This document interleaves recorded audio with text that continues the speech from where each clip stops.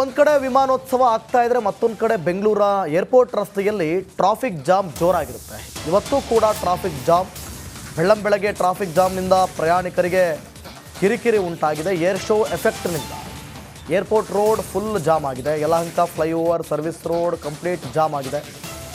So ಹಾಗಾಗಿ air force ಎಂಟ್ರಿಯಲ್ಲಿ security check ಇದೆ. ಹಿನ್ನೆಲೆ 4-5 ಕಿಲೋಮೀಟರ್ ಟ್ರಾಫಿಕ್ ಕೇಂದ್ರೀಯ ವಿಹಾರ್ ಅಪಾರ್ಟ್ಮೆಂಟ್ನಿಂದ ಏರ್ಫೋರ್ಸ್ ತನಕ ಸಾಲುಗಟ್ಟಿ ವಾಹನಗಳು ನಿಂತಿವೆ.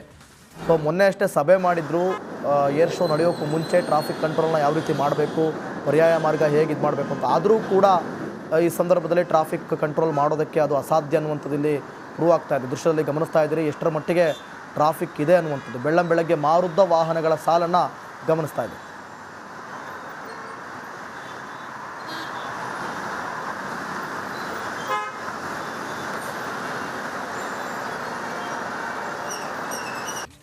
ಬೆಂಗಳೂರಿನಲ್ಲಿ ಅದು ಕೂಡ ಏರ್ ಶೋ ನೋಡೋದಕ್ಕೆ ಸಾಕಷ್ಟು ಜನ ಇವತ್ತು ಹೋಗ್ತಾ ಇದ್ದಾರೆ. ಹಾಗಾಗಿ ಬೆಂಗಳೂರಿನ ಏರ್ಪೋರ್ಟ್ ರಸ್ತೆಯಲ್ಲಿ ಫುಲ್ ಜಾಮ್ ಅಂತೆ. ಕಿಲೋಮೀಟರ್ ಗಟ್ಟಲೆ ವಾಹನಗಳು ನಿಂತ್ಕೊಂಡ್ಬಿಟ್ಟಿದೆ. ಬೆಳ್ಳಂಬೆಳಗ್ಗೆ ಟ್ರಾಫಿಕ್ ಜಾಮ್ನಿಂದ ಪ್ರಯಾಣಿಕರಿಗೆ ಕಿರಿಕಿರಿ ಆಗ್ತಾ ಇದೆ. ಏರ್ ಶೋ ಎಫೆಕ್ಟ್ ನಿಂದ ಏರ್ಪೋರ್ಟ್ ರೋಡ್ ಫುಲ್ ಜಾಮ್ ಆಗ್ಬಿಟ್ಟಿದೆ. Yelahanka flyover, service road complete ಆಗಿ ಜಾಮ್ ಆಗಿದೆಯಂತೆ. ವಾಹನಗಳು ಓಡಾಡೋದಕ್ಕೂ ಕಷ್ಟ ಆಗ್ತಾ ಇದೆ. 1 ಗಂಟೆ ಕಾಯ್ಬೇಕು ನಿಮ್ಗೆ, ಸ್ವಲ್ಪ ಮೂವ್ಮೆಂಟ್ ಆಗಬೇಕು ಗಾಡಿಗಳು ಅಂದ್ರೆ. ಕಾರಣ ಇವತ್ತು ಮತ್ತು ನಾಳೆ ಸಾರ್ವಜನಿಕರ ವೀಕ್ಷಣೆಗೆ ಅವಕಾಶ ಇರುತ್ತೆ. ಹಾಗಾಗಿ ಅತಿ ಹೆಚ್ಚಿನ ಸಂಖ್ಯೆಯಲ್ಲಿ ಇವತ್ತು ಜನ ಎಲ್ಲ ಏರ್ ಶೋ ನೋಡೋದಕ್ಕೆ ಹೋಗ್ತಾ ಇದ್ದಾರೆ. ಹಾಗಾಗಿ ಅದರ ಎಫೆಕ್ಟ್ ಬೇರೆ ವಾಹನ ಸವಾರಿಗೂ ಕೂಡ ಆಗ್ತಾ ಇದೆ.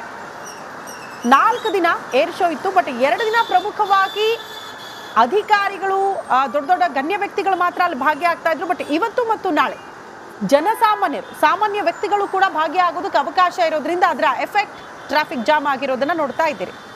ಯಾವ ರೀತಿ ಸಮಸ್ಯೆ ಆಗ್ತಾ ಇದೆ, ಯಾಕೆ ಈ ಟ್ರಾಫಿಕ್ ಕಿರಿಕಿರಿ ವಾಹನ ಸವಾರಿಗೆ ಆಗ್ತಾ ಇದೆ, ಆ ಕುರಿತು ಒಂದು ಪ್ರತ್ಯಕ್ಷ ವರದಿಯನ್ನ ನಮ್ಮ ಪ್ರತಿನಿಧಿ ಧ್ರುವ ಕೊಟ್ಟಿದ್ದಾರೆ. ನೋಡ್ಕೊಂಡು ಬರೋಣ.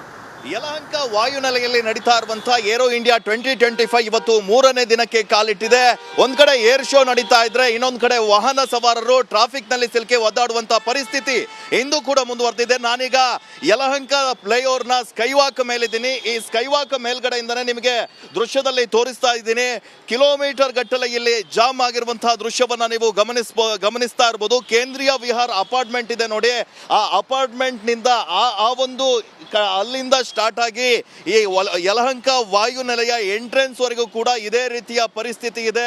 ಏರ್ಪೋರ್ಟ್ಗೆ ಹೋಗುವಂತ ವಾಹನ ಸವಾರರು ಈ ಒಂದು ಜಾಮ್ ನಲ್ಲಿ ಸಿಲುಕಿಕೊಂಡು ಗಂಟೆಗಟ್ಟಲೆ ಪರದಾಡ್ತಾ ಇದ್ದಾರೆ. ಸುಮಾರು 9 ಗಂಟೆಯಿಂದ ಈ ಜಾಮ್ ಇದೇ ತರಹ ಮುಂದುವರೆದಿದೆ, ಹೆಚ್ಚು ಆಗ್ತಾನೆ ಇದೆ. ಸುಮಾರು 4-5 ಕಿಲೋಮೀಟರ್ ಗಟ್ಟಲೆ ವಾಹನಗಳು ನಿಂತಲ್ಲೇ ನಿಂತು, ಬೈಕ್ ಸವಾರರಿರ್ಬೋದು, ಕಾರ್ ಸವಾರರಿರ್ಬೋದು, ಹಾಗೆ ಬಸ್ಗಳು ಕೂಡ ಸಿಲುಕಾಕೊಂಡಿದ್ದಾವೆ.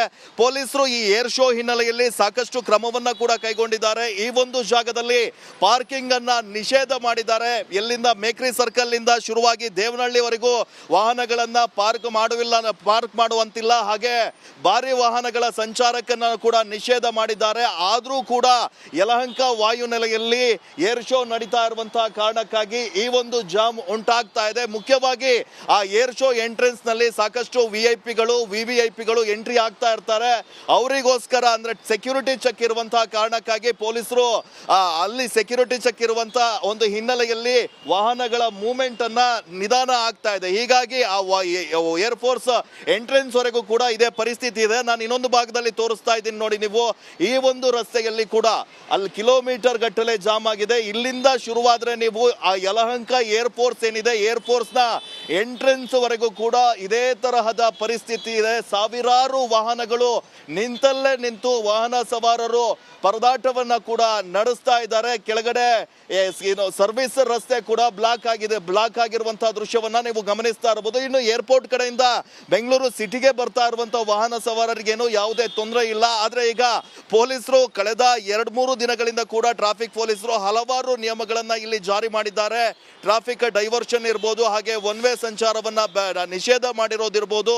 ಇದರ ಹೊರತಾಗಿಯೂ ಕೂಡ ಏರ್ಪೋರ್ಟ್ ಕಡೆ ಬರ್ತಾ ಇರುವಂತಹ ವಾಹನ ಸವಾರರು ಈ ಜಾಮ್ನಿಂದ ಪರದಾಡುವಂತಹ ಪರಿಸ್ಥಿತಿ ಕೂಡ ನಿರ್ಮಾಣವಾಗಿದೆ. ಇನ್ನೂ 3 ದಿವಸ ಯಲಹಂಕ ವಾಯುನೆಲೆಯಲ್ಲಿ ಏರೋ ಇಂಡಿಯಾ 2023 ನಡೆಯುತ್ತೆ. 2 ದಿನ ನಾಳೆ ಮತ್ತೆ ನಾಡಿದ್ದು ಜನರಿಗೆ ಒಂದು ಮುಕ್ತ ಅವಕಾಶವನ್ನ ಕೂಡ ಕಲ್ಪಿಸಿಕೊಡಲಾಗಿದೆ. ಈ ಹಿನ್ನೆಲೆ ನಾಳೆ ಮತ್ತೆ ನಾಡಿದ್ದು ಇನ್ನಷ್ಟು ಜಾಮ್ ಆಗುವಂತಹ ಸಾಧ್ಯತೆ ಇದೆ. ನೀವೇನಾದ್ರೂ ಅನಾವಶ್ಯಕವಾಗಿ ಈ ರಸ್ತೆಯಲ್ಲಿ ಓಡಾಡೋದನ್ನ ಅವಾಯ್ಡ್ ಮಾಡಿದ್ರೆ ಬಹಳಷ್ಟು ಉತ್ತಮ ಅಂತಾನೆ ಹೇಳ್ಬೋದು. ಕ್ಯಾಮರಾ ಪರ್ಸನ್ ರಾಘು ಜೊತೆ ಧ್ರುವರಾಜ್, ರಿಪಬ್ಲಿಕ್ ಕನ್ನಡ, ಬೆಂಗಳೂರು. ಬೆಂಗಳೂರಿನಲ್ಲಿ ಅದು ಕೂಡ ಏರ್ ಶೋ ನೋಡೋದಕ್ಕೆ ಸಾಕಷ್ಟು ಜನ ಇವತ್ತು ಹೋಗ್ತಾ ಇದ್ದಾರೆ. ಹಾಗಾಗಿ ಬೆಂಗಳೂರಿನ ಏರ್ಪೋರ್ಟ್ ರಸ್ತೆಯಲ್ಲಿ ಫುಲ್ ಜಾಮ್ ಅಂತೆ. ಕಿಲೋಮೀಟರ್ ಗಟ್ಟಲೆ ವಾಹನಗಳು ನಿಂತ್ಕೊಂಡ್ಬಿಟ್ಟಿದೆ. ಬೆಳ್ಳಂಬೆಳಗ್ಗೆ ಟ್ರಾಫಿಕ್ ಜಾಮ್ನಿಂದ ಪ್ರಯಾಣಿಕರಿಗೆ ಕಿರಿಕಿರಿ ಆಗ್ತಾ ಇದೆ. ಏರ್ ಶೋ ಎಫೆಕ್ಟ್ ನಿಂದ ಏರ್ಪೋರ್ಟ್ ರೋಡ್ ಫುಲ್ ಜಾಮ್ ಆಗ್ಬಿಟ್ಟಿದೆ. Yelahanka flyover, service road complete ಆಗಿ ಜಾಮ್ ಆಗಿದೆಯಂತೆ. ವಾಹನಗಳು ಓಡಾಡೋದಕ್ಕೂ ಕಷ್ಟ ಆಗ್ತಾ ಇದೆ. 1 ಗಂಟೆ ಕಾಯ್ಬೇಕು ನಿಮ್ಗೆ, ಸ್ವಲ್ಪ ಮೂವ್ಮೆಂಟ್ ಆಗಬೇಕು ಗಾಡಿಗಳು ಅಂದ್ರೆ. ಕಾರಣ ಇವತ್ತು ಮತ್ತು ನಾಳೆ ಸಾರ್ವಜನಿಕರ ವೀಕ್ಷಣೆಗೆ ಅವಕಾಶ ಇರುತ್ತೆ. ಹಾಗಾಗಿ ಅತಿ ಹೆಚ್ಚಿನ ಸಂಖ್ಯೆಯಲ್ಲಿ ಇವತ್ತು ಜನ ಎಲ್ಲ ಏರ್ ಶೋ ನೋಡೋದಕ್ಕೆ ಹೋಗ್ತಾ ಇದ್ದಾರೆ. ಹಾಗಾಗಿ ಅದರ ಎಫೆಕ್ಟ್ ಬೇರೆ ವಾಹನ ಸವಾರಿಗೂ ಕೂಡ ಆಗ್ತಾ ಇದೆ. 4 ದಿನ ಏರ್ ಶೋ ಇತ್ತು, ಬಟ್ 2 ದಿನ ಪ್ರಮುಖವಾಗಿ ಅಧಿಕಾರಿಗಳು, ದೊಡ್ಡ ದೊಡ್ಡ ಗಣ್ಯ ವ್ಯಕ್ತಿಗಳು ಮಾತ್ರ ಅಲ್ಲಿ ಭಾಗಿಯಾಗ್ತಾ ಇದ್ರು. ಬಟ್ ಇವತ್ತು ಮತ್ತು ನಾಳೆ ಜನಸಾಮಾನ್ಯರು, ಸಾಮಾನ್ಯ ವ್ಯಕ್ತಿಗಳು ಕೂಡ ಭಾಗಿಯಾಗೋದಕ್ಕೆ ಅವಕಾಶ ಇರೋದ್ರಿಂದ ಅದರ ಎಫೆಕ್ಟ್ ಟ್ರಾಫಿಕ್ ಜಾಮ್ ಆಗಿರೋದನ್ನ ನೋಡ್ತಾ ಇದ್ದೀರಿ. ಯಾವ ರೀತಿ ಸಮಸ್ಯೆ ಆಗ್ತಾ ಇದೆ, ಯಾಕೆ ಈ ಟ್ರಾಫಿಕ್ ಕಿರಿಕಿರಿ ವಾಹನ ಸವಾರಿಗೆ ಆಗ್ತಾ ಇದೆ, ಆ ಕುರಿತು ಒಂದು ಪ್ರತ್ಯಕ್ಷ ವರದಿಯನ್ನ ನಮ್ಮ ಪ್ರತಿನಿಧಿ ಧ್ರುವ ಕೊಟ್ಟಿದ್ದಾರೆ. ನೋಡ್ಕೊಂಡು ಬರೋಣ. ಯಲಹಂಕ ವಾಯುನೆಲೆಯಲ್ಲಿ ನಡೀತಾ ಇರುವಂತಹ ಏರೋ ಇಂಡಿಯಾ 2025 ಇವತ್ತು 3ನೇ ದಿನಕ್ಕೆ ಕಾಲಿಟ್ಟಿದೆ. ಒಂದ್ ಕಡೆ ಏರ್ ಶೋ ನಡೀತಾ ಇದ್ರೆ ಇನ್ನೊಂದ್ ಕಡೆ ವಾಹನ ಸವಾರರು ಟ್ರಾಫಿಕ್ ನಲ್ಲಿ ಸಿಲುಕಿ ಒದ್ದಾಡುವಂತಹ ಪರಿಸ್ಥಿತಿ ಇಂದು ಕೂಡ ಮುಂದುವರೆದಿದೆ. ನಾನೀಗ ಯಲಹಂಕ ಫ್ಲೈಓವರ್ ನ ಸ್ಕೈವಾಕ್ ಮೇಲಿದ್ದೀನಿ. ಈ ಸ್ಕೈವಾಕ್ ಮೇಲ್ಗಡೆಯಿಂದನೇ ನಿಮಗೆ ದೃಶ್ಯದಲ್ಲಿ ತೋರಿಸ್ತಾ ಇದ್ದೀನಿ. ಕಿಲೋಮೀಟರ್ ಗಟ್ಟಲೆ ಇಲ್ಲಿ ಜಾಮ್ ಆಗಿರುವಂತಹ ದೃಶ್ಯವನ್ನ ನೀವು ಗಮನಿಸ್ತಾ ಇರ್ಬೋದು. ಕೇಂದ್ರೀಯ ವಿಹಾರ್ ಅಪಾರ್ಟ್ಮೆಂಟ್ ಇದೆ ನೋಡಿ. ಆ ಅಪಾರ್ಟ್ಮೆಂಟ್ ನಿಂದ ಆ ಒಂದು ಅಲ್ಲಿಂದ ಸ್ಟಾರ್ಟ್ ಆಗಿ ಈ ಯಲಹಂಕ ವಾಯುನೆಲೆಯ ಎಂಟ್ರೆನ್ಸ್ ವರೆಗೂ ಕೂಡ ಇದೇ ರೀತಿಯ ಪರಿಸ್ಥಿತಿ ಇದೆ. ಏರ್ಪೋರ್ಟ್ಗೆ ಹೋಗುವಂತ ವಾಹನ ಸವಾರರು ಈ ಒಂದು ಜಾಮ್ ನಲ್ಲಿ ಸಿಲುಕಿಕೊಂಡು ಗಂಟೆಗಟ್ಟಲೆ ಪರದಾಡ್ತಾ ಇದ್ದಾರೆ. ಸುಮಾರು 9 ಗಂಟೆಯಿಂದ ಈ ಜಾಮ್ ಇದೇ ತರಹ ಮುಂದುವರೆದಿದೆ, ಹೆಚ್ಚಾಗ್ತಾನೆ ಇದೆ. ಸುಮಾರು 4-5 ಕಿಲೋಮೀಟರ್ ಗಟ್ಟಲೆ ವಾಹನಗಳು ನಿಂತಲ್ಲೇ ನಿಂತು ಬೈಕ್ ಸವಾರರಿರ್ಬೋದು, ಕಾರ್ ಸವಾರರಿರ್ಬೋದು, ಹಾಗೆ ಬಸ್ಗಳು ಕೂಡ ಸಿಲುಕಾಕೊಂಡಿದ್ದಾವೆ. ಪೊಲೀಸರು ಈ ಏರ್ ಶೋ ಹಿನ್ನೆಲೆಯಲ್ಲಿ ಸಾಕಷ್ಟು ಕ್ರಮವನ್ನ ಕೂಡ ಕೈಗೊಂಡಿದ್ದಾರೆ. ಈ ಒಂದು ಜಾಗದಲ್ಲಿ ಪಾರ್ಕಿಂಗ್ ಅನ್ನ ನಿಷೇಧ ಮಾಡಿದ್ದಾರೆ. ಎಲ್ಲಿಂದ ಮೇಕ್ರಿ ಸರ್ಕಲ್ ಇಂದ ಶುರುವಾಗಿ ದೇವನಹಳ್ಳಿವರೆಗೂ ವಾಹನಗಳನ್ನ ಪಾರ್ಕ್ ಮಾಡುವಂತಿಲ್ಲ. ಹಾಗೆ ಭಾರಿ ವಾಹನಗಳ ಸಂಚಾರಕ್ಕನ್ನ ಕೂಡ ನಿಷೇಧ ಮಾಡಿದ್ದಾರೆ. ಆದ್ರೂ ಕೂಡ ಯಲಹಂಕ ವಾಯುನೆಲೆಯಲ್ಲಿ ಏರ್ ಶೋ ನಡೀತಾ ಇರುವಂತಹ ಕಾರಣಕ್ಕಾಗಿ ಈ ಒಂದು ಜಾಮ್ ಉಂಟಾಗ್ತಾ ಇದೆ. ಮುಖ್ಯವಾಗಿ ಆ ಏರ್ ಶೋ ಎಂಟ್ರೆನ್ಸ್ ನಲ್ಲಿ ಸಾಕಷ್ಟು ವಿಐಪಿಗಳು, ವಿವಿಐಪಿಗಳು ಎಂಟ್ರಿ ಆಗ್ತಾ ಇರ್ತಾರೆ. ಅವರಿಗೋಸ್ಕರ ಅಂದ್ರೆ ಸೆಕ್ಯೂರಿಟಿ ಚೆಕ್ ಇರುವಂತಹ ಕಾರಣಕ್ಕಾಗಿ ಪೊಲೀಸರು ಅಲ್ಲಿ ಸೆಕ್ಯೂರಿಟಿ ಚೆಕ್ ಇರುವಂತಹ ಒಂದು ಹಿನ್ನೆಲೆಯಲ್ಲಿ ವಾಹನಗಳ ಮೂವ್ಮೆಂಟ್ ಅನ್ನ ನಿಧಾನ ಆಗ್ತಾ ಇದೆ. ಹೀಗಾಗಿ ಆ ಏರ್ ಫೋರ್ಸ್ ಎಂಟ್ರೆನ್ಸ್ ವರೆಗೂ ಕೂಡ ಇದೇ ಪರಿಸ್ಥಿತಿ ಇದೆ. ನಾನು ಇನ್ನೊಂದು ಭಾಗದಲ್ಲಿ ತೋರಿಸ್ತಾ ಇದ್ದೀನಿ ನೋಡಿ ನೀವು.